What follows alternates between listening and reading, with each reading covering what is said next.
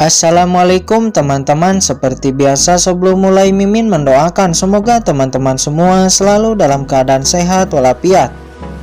Oke, kali ini kita akan melanjutkan Martial Master versi novel bagian 358. Bagi yang baru bergabung, selamat bergabung.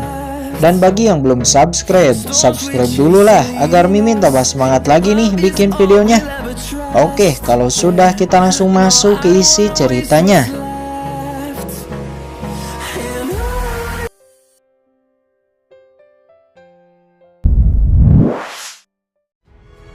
Setelah waktu berlalu, pasukan kekuatan hampir semua telah berbaris di lapangan.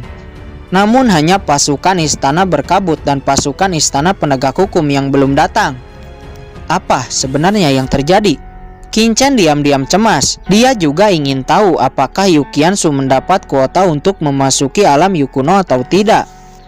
Di saat itu tiba-tiba kabut bergetar dan sebuah lorong muncul di tengah-tengah kabut itu. Dan akhirnya dunia Yu kuno telah terbuka. Semua orang pun bersiap untuk memasukinya.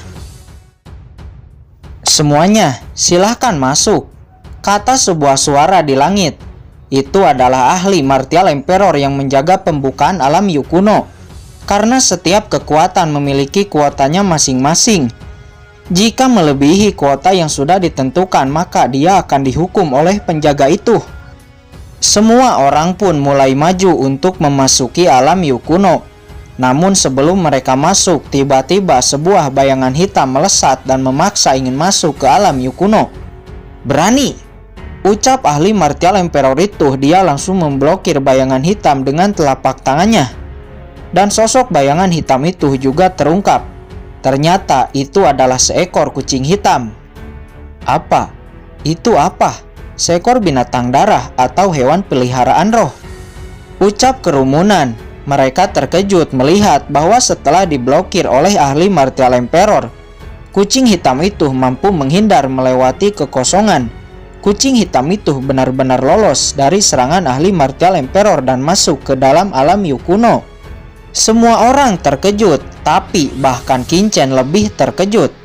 Sial, kapan kucing hitam itu sampai di sini? Kucing hitam ini adalah yang dibawa keluar oleh Qin Chen dari alam rahasia iblis surgawi waktu itu. Dan setelah keluar, kucing hitam itu pergi entah kemana. Tidak menyangka sekarang dia muncul di sini, bahkan berhasil melewati serangan ahli Martial Emperor dan memasuki alam Yu kuno. Melihat seekor kucing hitam berhasil melewatinya, Martial Emperor itu sangat marah. Kamu bisa memasuki alam Yu kuno sekarang. Tapi 3 tahun kemudian pintu keluar alam Yu kuno akan terbuka. Saya ingin melihat bagaimana kamu bisa melarikan diri dari saya, kata ahli Martial Emperor itu dengan marah. Bukan hanya dia, beberapa ahli Martial Emperor lainnya yang menjaga alam Yu kuno juga nampak marah. Setelah itu satu persatu kelompok mulai memasuki alam Yu kuno. Sesaat Qin Chen bertanya kepada Penatuagu. Penatuagu, saya dengar ada kekuatan yang bernama Istana Penegak Hukum. Mengapa mereka belum muncul? Apakah mereka tidak ikut serta? Tentu saja mereka ikut serta. Mereka memiliki kuota yang paling banyak. Akan tetapi Istana Penegak Hukum dan Istana Berkabut selalu datang terlambat. Setelah semua masuk, mereka pasti akan datang, kata Penatuagu. Oh, jadi begitu. Semuanya, ayo masuk, ikuti aku, kata Master Situ. Dia memimpin seluruh orang Papillon Pil untuk memasuki alam Yu kuno. Kalian bertiga, hati-hati. Saya berharap setelah 3 tahun kalian bertiga akan keluar dengan hidup-hidup, kata Penatuagu. Setelah melewati beberapa bulan ini dengan Qin Chen Yemo dan Yan Khatulistiwa, Penatuagu memiliki rasa persahabatan dengan ketiganya. Mendengar ini, hati Qin Chen Yemo dan Yan Khatulistiwa sedikit tergerak. Setelah sampai di Wuyu, mereka selalu dihina dan direndahkan oleh jenius-jenius Papillon Pil. Hanya Penatuagu yang sangat baik kepada mereka dan melindungi mereka. Kebaikan ini mereka tidak akan pernah melupakannya. Penatuagu, jangan khawatir, kami bertiga pasti akan keluar dari alam Yu kuno dengan hidup-hidup, Ketiga orang itu mengangguk dan mengikuti Master Situ memasuki alam Yukuno. Sebelum masuk, Kinchen melihat tatapan membunuh Peng Lei yang menatapnya. "Aku akan sangat menantikan tembakanmu," gumam Kinchen. Kemudian Kinchen masuk ke dalam lorong dan menghilang. Setelah banyak kelompok kekuatan telah memasuki alam Guyu, terlihat ada 2 kapal perang yang baru sampai di sana. Itu adalah kelompok Istana Penegak Hukum dan Istana Berkabut. Sekelompok orang keluar dan turun dari kapal. Jumlah orang-orang ini cukup banyak. Mereka semua memakai baju besi. Salah satu wanita berbaju besi ini melihat-lihat sekitar. Namun seluruh lapangan telah kosong. Wanita ini adalah Yu Qiansu. Dia sedang mencari Kinchen. "Qiansu, jangan khawatir. Saya telah mendapat kabar bahwa Kinchen telah memenangkan kompetisi Pildau. Dia memiliki kualifikasi untuk memasuki alam Yukuno dan sekarang mungkin dia telah lebih dulu memasuki alam Yukuno." "Jixia, mengapa kamu membawa banyak orang? Itu melebihi kuotamu," kata ahli Martial Emperor yang menjaga. Ahli ini bernama Muyu. Sedangkan ahli wanita yang berbaju besi merah dari Istana Penegak Hukum bernama Jixia. "Muyu, ini adalah aturan baru yang telah ditetapkan. Apakah kamu tidak menyetujuinya?" kata Jixia. Di sini Kaisar Bela Diri Muyu dan Kaisar Bela Diri Jixia bertukar pukulan. Namun Kaisar Bela Diri Jixia ternyata lebih kuat dari Kaisar Bela Diri Muyu. Pada akhirnya dia membiarkan mereka masuk. "Kalian semua masuklah," kata Jixia. Dan jenius dari 2 kekuatan besar ini masuk ke dalam lorong dan menghilang. Setelah mereka masuk, portal alam Yukuno juga tertutup. 3 tahun kemudian portal baru akan terbuka lagi. Dan karena sekarang sudah tertutup, semua ahli yang hanya mengantar kemudian menaiki kapal perangnya masing-masing dan kembali ke tempatnya masing-masing. "Ayo, kita juga pergi. 3 tahun kemudian kita berkumpul lagi di sini," kata ahli Martial Emperor yang menjaga alam Yukuno. Dan mereka pun pergi dari sana. Scene berpindah terlihat setelah sampai di dalam dunia Yukuno. Kinchen dan kelompok Papillon Pill sampai. Terlihat tanah gelap, langit kosong, dan kekuatan luar angkasa yang sangat kaya. Itu sekitar 10 kali lebih kuat daripada di luar alam Yukuno. Berkultivasi di sini selama 3 tahun itu seperti berkultivasi di luar selama 30 tahun. Semua jenius Papillon Pill memandang dengan takjub. "Ayo pergi, ikuti aku. Dunia Yukuno sangat luas. Ini hanya pinggirannya saja. Jangan berpisah, jika tidak aku tidak menjamin keselamatanmu," kata Master Situ. Dia memimpin seluruh kelompok berjalan maju ke depan. Sesaat Master Situ menjelaskan tentang kebenaran ruang yang ia pahami. Dan ia juga memberitahu semua orang tentang kristal ruang, yang merupakan sebuah harta langka kuno di alam Guyu yang digunakan untuk meningkatkan basis kultivasi. Beberapa saat kemudian seluruh kelompok telah sampai di sebuah lembah.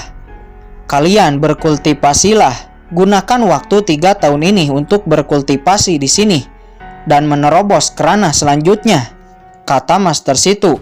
Martial Sovereign lainnya, "Ayo ikuti aku ke kedalaman," kata Master Situ. Dia pun dan beberapa ahli Martial Sovereign pergi dari sana. Tempat ini hanya pinggiran, cocok untuk ahli Martial King, tapi untuk mereka yang merupakan ahli Martial Sovereign itu tidak cukup dan harus masuk lebih dalam. Ada juga 5 orang ahli Martial Sovereign yang tetap di sana untuk menjaga para jenius. "Kalian cari tempat sendiri untuk berkultivasi, tapi ingat jangan terlalu jauh agar kami bisa melindungimu," kata ahli Martial Sovereign yang tinggal untuk menjaga itu. Aoyang Nana, Ling Yi, Ling Guang'ao, dan jenius-jenius Papillon Pill lainnya bersila dan berkultivasi di tempat paling depan. Yan Katulistiwa dan Yemo berkultivasi di tempat paling belakang. Sedangkan Kinchen dia pergi ke lembah paling pinggir, menemukan tempat tersembunyi dan mulai berkultivasi. Walaupun dia berkultivasi di tempat paling pinggir dan energi luar angkasanya sangat rendah, tapi menurut Kinchen itu sangat cocok. Karena untuk memahami pemahaman luar angkasa dengan baik itu harus selangkah demi selangkah. Namun para jenius Papillon Pill yang melihat itu malah mencibir. "Apakah anak itu bodoh? Di tempat tersembunyi, Qin Chen mengeluarkan cakram giok keberuntungan dan mulai berkultivasi. Benar saja, dengan cakram giok keberuntungan, Qin Chen dapat lebih dengan jelas memahami pemahaman luar angkasa. Cakram giok keberuntungan terus-menerus menyerap energi alam semesta, dan ini benar-benar sangat membantu Qin Chen untuk memahami kebenaran luar angkasa yang mendalam. Hahaha, ternyata banyak energi luar angkasa di sini. Tidak heran kamu sangat arogan. Sebuah suara terdengar dan ternyata itu adalah Ling Yi. Dia berkata dengan sudut mulut yang menyeringai menatap Qin Chen dengan dingin. Semua orang sedang dalam kultivasi. Kenapa kamu ada di sini? Kata Qin Chen. Sebenarnya Qin Chen tahu Ling Yi akan datang, tapi Qin Chen tidak menyangka dia akan datang secepat ini. Apakah kebenciannya sudah sangat besar dan tidak sabar untuk menunggu? Ketika Tuan Muda datang, mengapa kamu tidak berlutut? Apakah kamu tidak takut? Kata Ling Yi. Sebenarnya dia cukup terkejut melihat Qin Chen yang tetap tenang. Hahaha, takut? Kamu hanya ahli setengah langkah martial sovereign yang kecil. Mengapa saya harus takut? Saya juga memberi kesempatan padamu, cepat berlututlah, mungkin saya akan memberimu sedikit belas kasihan. Kata Qin Chen.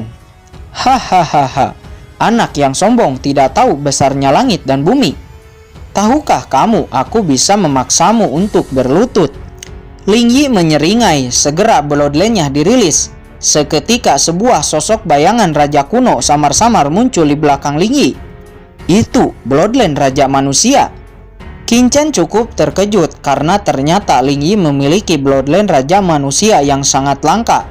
Penindasan bloodline ini langsung menyapu dan menekan Qin Chen. Cepat berlututlah untukku, kata Ling Yi. Walaupun Qin Chen dikejutkan dengan bloodline raja manusia ini, tapi Qin Chen sama sekali tidak takut. Walaupun paksaannya sangat kuat, Qin Chen tidak akan pernah berlutut. Di kehidupan dulu dan sekarang, Qin Chen tidak pernah berlutut kecuali kepada orang tuanya. Selain itu, bloodline guntur Qin Chen sangat misterius dan tidak dapat diprediksi. Bahkan Qin Chen sendiri tidak dapat melihatnya. Akan tetapi bloodline guntur Qin Chen mungkin tidak lebih lemah dari bloodline raja manusia. Di saat Qin Chen mendesak bloodline gunturnya, seketika paksaan dari bloodline raja manusia menghilang. Ling Yi terkejut. Apa? Bloodline macam apa ini? Bahkan mampu menyapu bloodline raja manusiaku, kata Ling Yi. Ayo berlututlah, kata Qin Chen. Bloodline guntur Qin Chen didesak dan berbalik menekan Ling Yi. Kemudian Ling Yi membentuk domain luar angkasa digabungkan dengan bloodline-nya. Dia kembali menekan Qin Chen. Namun Qin Chen kembali mendesak bloodline guntur lebih kuat, dan dengan itu Qin Chen berhasil membalikan keadaan lagi. Ling Yi kembali terkejut. Sebenarnya bloodline macam apa ini? Mengapa bisa begitu sangat kuat? Kata Ling Yi, dia benar-benar tidak menyangka dia ditekan oleh Qin Chen, padahal kultivasinya juga sedikit lebih tinggi dari Qin Chen. Aku tidak percaya ada bloodline sekuat itu. Mata ilahi. Sebuah mata di tengah alis Ling Yi muncul dan memancarkan cahaya merah yang menusuk. Qin Chen cukup terkejut melihat itu. Layak menjadi murid jenius, kata Qin Chen. Mata terlarang. Setelah mata terlarang Qin Chen dirilis, mata ilahi Ling Yi terkoyak. Namun di saat itu tiba-tiba sebuah rune muncul, disertai cahaya biru yang langsung menyerang Qin Chen. Kekuatan serangannya sangat luar biasa. Rune ini adalah rune perlindungan tubuh yang ditinggalkan oleh ahli kuat dari keluarga Ling. Ini akibatnya karena berani melawanku mencari kematian, kata Ling Yi. Dia tahu betul dengan serangan ini bahkan seorang ahli martial sovereign tahap awal akan mati. Sedangkan Qin Chen hanya ahli martial king tahap akhir, pasti dia akan mati. Pada awalnya dia tidak ingin membunuh Qin Chen, dia hanya ingin memberi pelajaran kepada Qin Chen. Karena bagaimanapun Qin Chen adalah jenius Papillon Pill. Jika dia membunuhnya, maka Papillon Pill tidak akan melepaskannya. Namun sekarang dia tidak memiliki pilihan lain. Rune perlindungan tubuh telah diaktifkan dan Qin Chen pasti akan mati. Qin Chen mengeluarkan pedang karat dan niat pedang yang sangat kuat langsung bertabrakan dengan cahaya biru itu. Duar! Ledakan yang keras terdengar Terlihat setelah tabrakan, baju Qin Chen robek dan noda darah muncul di kulitnya, namun itu hanya luka ringan. Ya ampun, bagaimana ini mungkin? Ling Yi terkejut. Serangan cahaya barusan bahkan bisa membunuh ahli martial Superin tahap awal, tapi Qin Chen ini benar-benar bisa selamat. Monster macam apa anak ini? Kata Ling Yi. Dia mulai gentar dan mulai ketakutan. Saat ini wajah Qin Chen serius. Dia tidak menyangka ada perlindungan seperti itu. Untungnya Qin Chen dapat bereaksi tepat waktu. Saat ini Qin Chen tidak basa-basi lagi dan langsung melesat menyerang dan menghantam kepala Ling Yi. Duar! Ling Yi terhempas, terjatuh dan memuntahkan darah. Dia tergeletak tidak berdaya. Qin Chen melesat lagi dan kembali memukul. Ling Yi meringis. Namun Qin Chen tetap memukulnya lagi dan akhirnya Ling Yi kehilangan kekuatan untuk melakukan perlawanan.